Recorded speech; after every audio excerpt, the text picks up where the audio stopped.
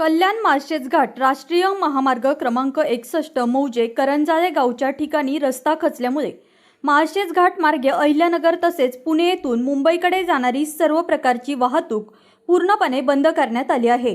वाहतूक नियमन व कायदा सुव्यवस्थेचा प्रश्न निर्माण होऊ नये याकरता वाहतूक बंद करण्यात आली आहे।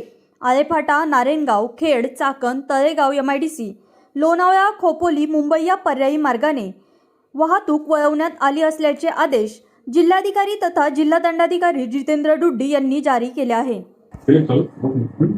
नमस्ते।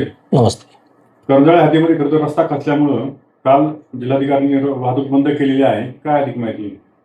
माळशेज घाटामध्ये 599 ते 699 किमीच्या दरम्यान रस्ता खचल्यामुळे आणि त्या परिसरात मोठ्या प्रमाणात पाऊस झाल्यामुळे सदर रस्ता खचून वाहतुकीस बंद करण्यात आला आहे। काल दिनांक 26/7/2026 रोजी माननीय कलेक्टर सो पुणे यांनी त्या संदर्भात आदेश केलेले आहेत। तरी सदर मुरबाड साईडला अहिल्यानगरकडून जाणारी जी वाहतूक आहे ती आळेफाटा, नारायणगाव, चाकण मार्गे वळवण्या संदर्भात आदेश प्राप्त झाले आहेत। तरी वाहतूक जे करणार आहेत त्यांनी त्या मार्गाचा अवलंब करावा। दोन मार्ग काहीतरी वाहतूक वळवली आहे, तर नाशिक किंवा मग दुसरं पुणे मार्गे, पुणे चाकण मार्गे। किती दिवस हे बंद राहणार आहे त्यावर काही माहिती? सदर ठिकाणी सध्या पावसाचा जोर कायम आहे आणि काम करण्यास पण अडथळे तयार होत आहेत। जसं काम सुरुवात होऊन जेवढ्या लवकर काम पूर्ण होईल तेव्हा तो वाहतुकीस परत पूर्ववत करण्यात येईल। स्थानिक नागरिकांना काही प्रतिबंध आहे का याच्यामध्ये? यामध्ये स्थानिक नागरिकांना पिंपळगाव जोगा तसेच खिरेश्वर धरण या मार्गे पण वाहतूक करण्यास मुभा आहे, ते त्या मार्गाचा अवलंब करू शकतात। इतर लोक असतील, इतर पर्यटनासाठी येणारे आहेत, त्यांनी सदर मार्ग टाळावा।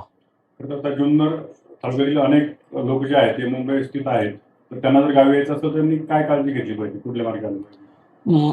मुरबाड मार्गे जे अहिल्यानगरकडे जाणारे वाहतुकीसाठी जे लोक आहेत त्यांनी खिरेश्वर मार्गे जो पर्याय आहे त्याचा मार्ग अवलंब केला तरी काही अडचण येणार नाही। सदर रस्ता हा थोडासा त्या साईडला धोके वगैरे असते, त्याची काळजी करून त्यांनीच वाहतुकीसाठी उपलब्ध आहे तो रोड। या ठिकाणाहून जी तरकारीची वाहतूक होते त्याबद्दल आपण काय सांगू? सदर तरकारी करणारे वाहतूकदार आहेत त्यांना सदर रोडबाबत पूर्णपणे माहिती आहे। त्यांना पण आम्ही आवाहन केलेलं आहे की इतर पर्यायी मार्गाचा अवलंब त्यांनी करावा।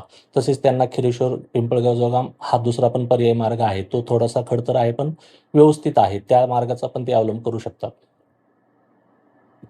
धन्यवाद। घाटामध्ये दर शनिवारी व रविवारी पर्यटनासाठी येणारे अनेक मुंबई साईडचे तसेच अहिल्यानगर, पुण्यातून येणारे पर्यटक आहेत, त्यांनी सदर ठिकाणी पर्यटनासाठी येत असताना पूर्ण काळजी घेऊन येणे गरजेचे आहे।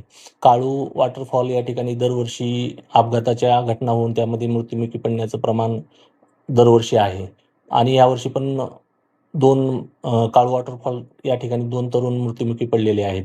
आपणा सर्वांना याद्वारे आवाहन करण्यात येते की सदर ठिकाणी आपल्याला सर्व माहिती घेऊनच आपण त्या ठिकाणी जावे। तसेच लोकल गाईड्स आहेत त्यांचं पण आपण मार्गदर्शन घ्यावे। आपला जीव महत्त्वाचा आहे, त्या दृष्टीने आपण कुठलाही धोका पत्करू नये व त्या ठिकाणी योग्य ते काळजीसह जावे।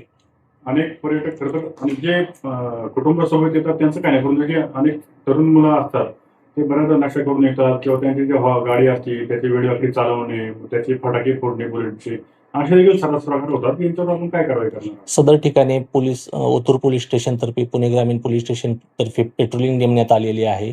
तसेच त्यांचे ब्रेथ अनालायझर मार्फत टेस्ट करून त्यांच्यावर गुन्हे दाखल करण्यात येतील। तसेच हुल्लडबाज जे तरुण आहेत त्यांच्यावर योग्य ती कारवाई केली जाईल।